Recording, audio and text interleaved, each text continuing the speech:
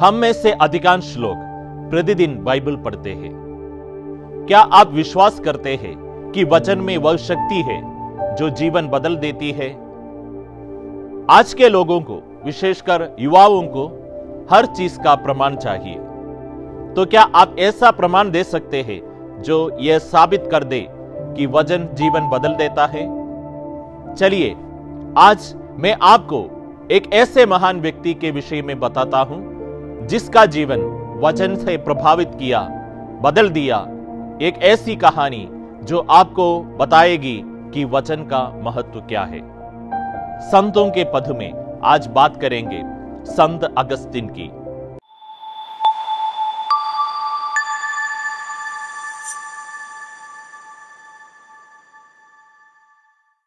क्रिस्त में मेरे प्रिय साथियों, मैं आपको एक कहानी सुनाता हूं। एक बिगड़ेल युवा के ईश्वर के प्रेम का प्रकाश बनने की कहानी।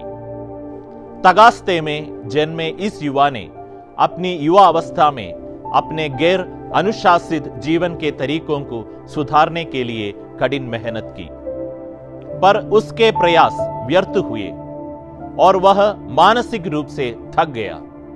उसका जीवन अर्थहीन हो गया और वह अवसाद से ग्रस्त हो गया। एक बार बगीचे में सैर करते समय वह सोच रहा था कि वह इस परिस्थिति से कैसे निपटे। तब एक कोमल पर दृढ़ आवाज उसके कानों में गूंजी, इसे लो और पढ़ो। इस आवाज की प्रेरणा से उसने कक्ष में प्रवेश किया और मेज पर रखी पवित्र बाइबल को खोला और ईश्वर का वचन पढ़ा। आप लोग समय पहचानते हैं। आप लोग जानते हैं कि नींद से जागने की घड़ी आ गई है। जिस समय हमने विश्वास किया था उस समय की अपेक्षा अब हमारी मुक्ति अधिक निकट है। रात प्रायः बीत चुकी है, दिन निकलने को है। इसलिए हम अंधकार के कर्मों को त्याग कर ज्योति के शस्त्र धारण कर ले। हम दिन के योग्य सदाचरण करें। हम रंगलिलियों और नशेबाजी, व्यभिचार और भोग विलास, झगड़े और ईर्ष्या से दूर रहे। आप लोग प्रभु ईसा मसीह को धारण करें और शरीर की वासनाएं तृप्त करने का विचार छोड़ दें। ईश्वर के वचन ने युवा को स्पर्श किया। उसका दिल कोमल बन गया। उसने अपने पापों का प्रायश्चित किया और एक नया जीवन आरंभ किया। वे संत अगस्तीन है जिन्होंने ईश्वर के वचन के स्पर्श द्वारा अपना नया जीवन आरंभ किया और बाद में कलीसिया के एक प्रसिद्ध धर्मपिता, धर्मशास्त्री और असाधारण व्यक्ति बने। यह ईश्वर के वचन का चमत्कारिक प्रभाव है। इस घटना के बाद संत अगस्तीन बोलते हैं, अब आगे पढ़ने की मेरी कोई अभिलाषा नहीं है, कोई आवश्यकता नहीं है। मेरे दिल में वह शांतिपूर्ण प्रकाश चमका है और संशय का सारा अंधकार हट गया है। संत पापा बेनेडिक्ट 16वें ने संत अगस्तीन को विचार के इतिहास के महान लोगों में से एक बताया है।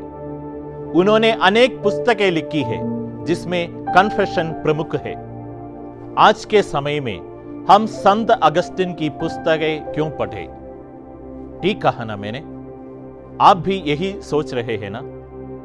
तो मैं आपको यह कहता हूं कि एक आडंबर मुक्त जीवन कैसे जिए, एक क्रिस्तीय जीवन क्या है, विश्वास क्या है।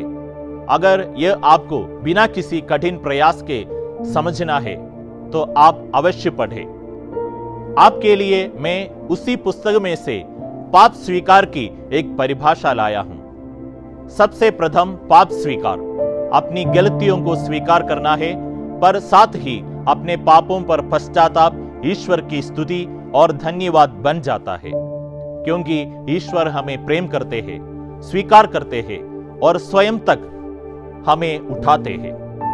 आज हम संत अगस्तीन से जानते हैं कि विश्वास उस पर भरोसा करना है जिसे हमने अब तक नहीं देखा है, और इस विश्वास का पुरस्कार उसको देखना है जिस पर आपने भरोसा किया।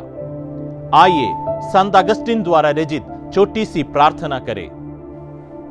हे पवित्र आत्मा, मुझ में सांस लीजिए ताकि मेरे समस्त विचार पवित्र हो जाए।